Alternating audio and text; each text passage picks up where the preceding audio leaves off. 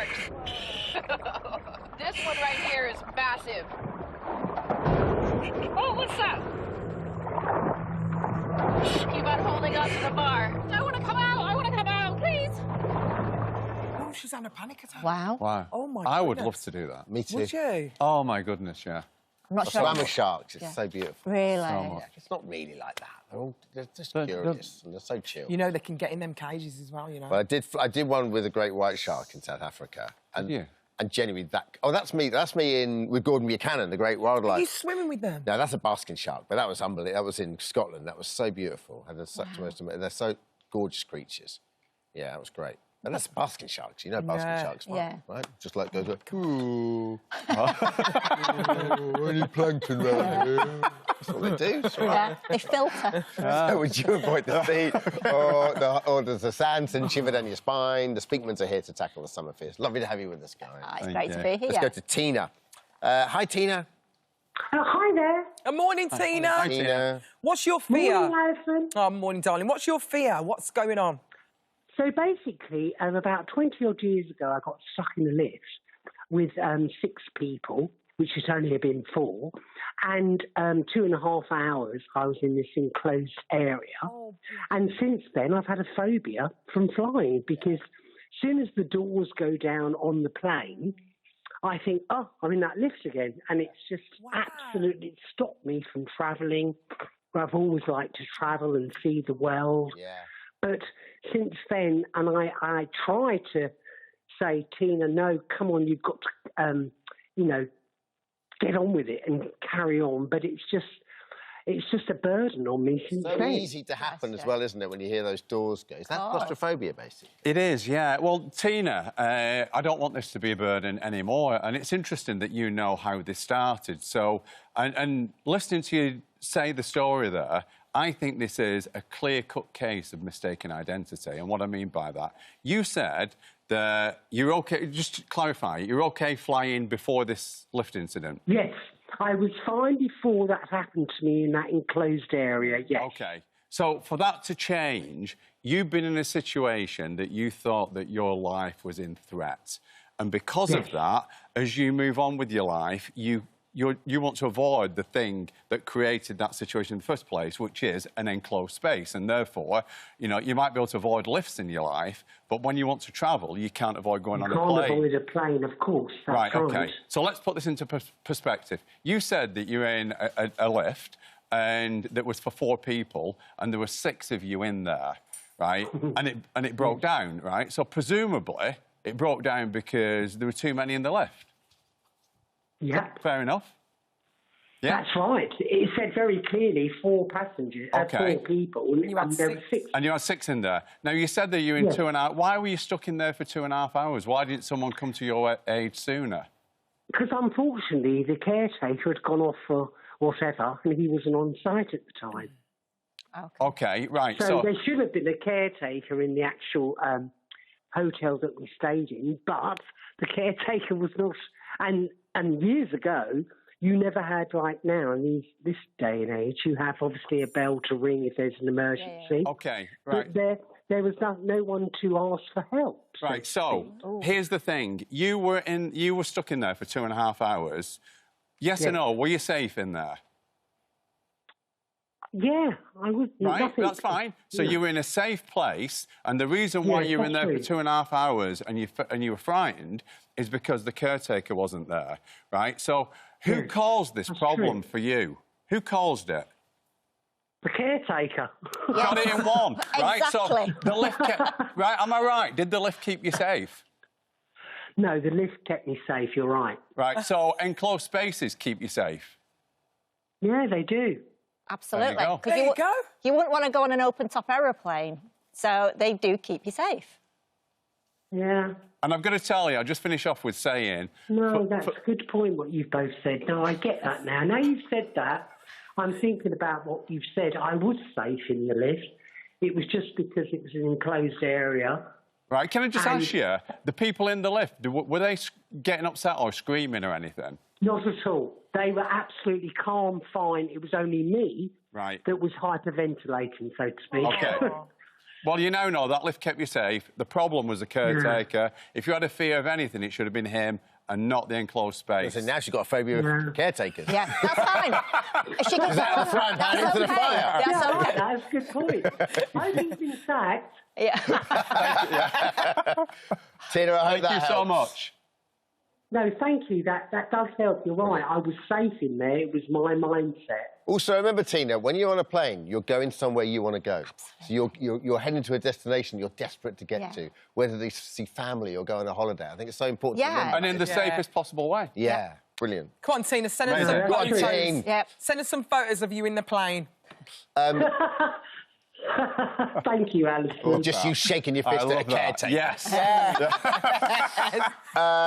Let's go to Lucy. Lucy, I'm fascinated by this. It's about deep water, isn't it? Morning, Lisa. It's Lucy. Hello. Oh, sorry. Hi, Lucy. Lucy. So, Lucy, tell us about your phobia fear.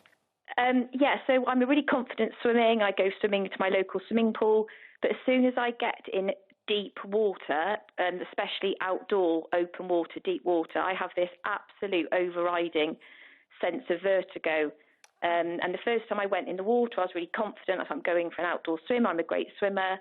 And the sensation that came over me was as if I was standing on the edge of a cliff and I was going to fall. And it's the same sensation I also have when I motorway drive. I'm fine driving everywhere else, but it's this absolute deep water thing. Yeah. And I've got to be honest, this is quite classic. When somebody has an issue with heights, and I'll explain that in a second, but I'm guessing, do you have a bit of a discomfort around heights in view of what you've just said? Yeah, I never thought I did, but if I was on a high bridge and had to walk across it, I would feel terrible. Right, so that's where this stems from. There's always like a foundation, and then what actually happens is anything that mimics that or we feel uncomfortable with, we kind of add another layer. So for yourself, as you said there, you know, it was sort of maybe bridges, then it's motorways, and then it's deep water, and you always get that same sensation. And vertigo sensation is something that people will pretty much always say when they've got an issue with heights or motorway driving. So it does kind of link. And what actually the best way to address it is if you imagine you've kind of built these layers up of this fear, adding more and more triggers. And so the best way, so right now at the top is the deep water, because that gives you that sensation of there's a low, you know, it goes down deep, so I'm high. So the best thing to do is to kind of understand what that foundation was. And like any structure, you know, if you destroy the foundation, the whole structure falls apart. So for you, realistically, Lucy, it's rewinding right back to where did my fear of heights start? Do you have any clue where that did start? Well, I always thought I was fine with heights, didn't have an issue with them, used to go on, you know, fair rides, things like that. But looking back now, my mum was terrible with heights, and we used to laugh at her. It didn't worry us, but we did see her freaking out over heights, especially driving on like cliff roads and things like that. Yeah, and that's likely where this issue stemmed from. So realistically, what like any issue that you've got, it's looking for contra-evidence to what you already believe, almost like a fears versus facts list. So, you know, when you feel fearful, whatever that is, whatever that in a narrative is, write it down, and then look for an opposing thought process. You might have to ask, you know, somebody close to you for that information. But ultimately, it's about looking for positive evidence as to how a height has never done you any harm. As to, you know, yes, we have to respect heights, just as we would a pot that's cooking. You know, it could be dangerous if it was hot, or a knife when we're cutting in the kitchen. But ultimately, we have to respect those things and be careful with them. But unless we do something foolish, they're not going to cause us any harm. And the final, just to get you going on that road of positivity, is just, do you live in a bungalow? No. OK. So I'd just like you to appreciate that you go to bed potentially every night upstairs, which is high, and are you safe? Yes. And also, if we only lived on one level, can you imagine how crowded it would be? So heights actually mean that we can have apartment blocks, and therefore there is more space for everybody else. So actually, heights are a service provider. So I hope that start of it's more that feeling of like falling.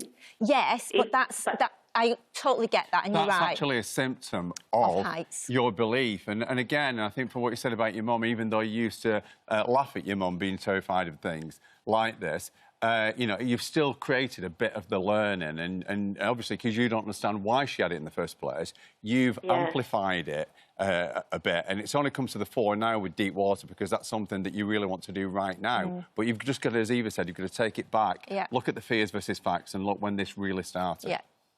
Okay, lovely. Thanks very much. Hey, no worries. Good luck. Hope that helps, Thanks, Lucy. Lucy. Thank you so much. Yeah, Let's thank go. you. Thank you. Bye, babe. Lisa. Good morning, Lisa. Good morning. Good morning. You've got a fear of spiders. Tell us a little bit about that and where it stemmed from. Basically, the other day I saw a spider in the bedroom, tried to get to it, it disappeared, and because of that I had to sit up all night with the light on. My husband slept the whole night. And then I saw one in the car the other day when I was a passenger and he was driving. And I didn't see the spider, I saw the web. I knocked the web away, but the whole 1.5 hour journey I was sat there looking at my feet, waiting for it to come out. And again, fear of spiders, obviously incredibly common. And this is probably the one phobia or fear that is mostly sort of copied from somebody.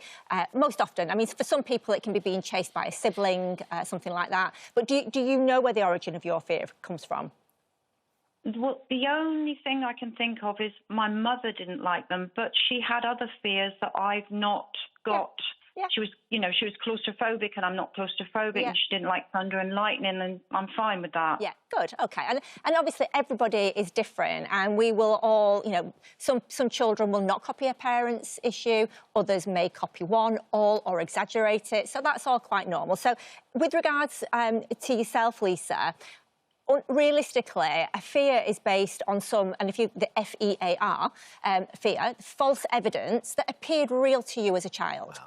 So what that means is if you've had some false evidence that appeared real, it's now updating that with some true facts to help you. I think when you're a child, for example, it might be that, you don't like certain foods and you wouldn't even try them and you'd kind of go, oh, I'm not going to eat that. But then as you become an adult and you start to test things and change things, your belief to certain foods will change and your palate changes. And this is kind of a similar thing, particularly because it's copied. So I'm going to send you on a mission to find positive facts about spiders. Very quickly, I'll give you one that really resonates with me, was the fact that I found it really intriguing and felt really sorry for spiders because I didn't used to like them until I realised that actually they have very poor sight, if at all. So all they see when they see humans, they don't know who you are, but all they see is a shadow.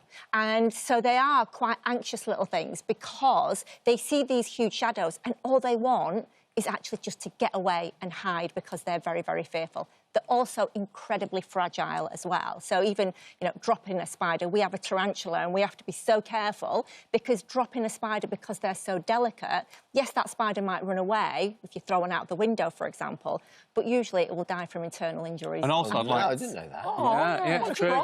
Yeah. Honestly, that's so sweet. Yeah, and I'd also like to share, over the course of summer, one spider will eat as many as 2,000 flies, and that includes mosquitoes. They're doing good work. Yeah, they're doing good work. Yeah. So just imagine that one spider in your bedroom or 2,000 flies.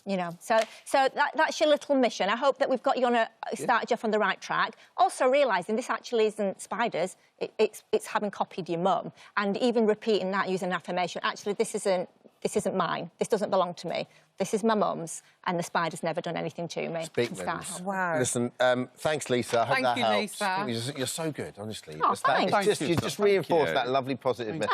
And I just want to save the spiders Save the now. spiders. Love the spiders. But that's what I was telling my son. I was saying to Casper, like, if you see a spider, it means it's getting a fly or it's getting a mosquito, something that might bite you or spread disease or something. Yeah. Yeah, No, keeping us safe. You are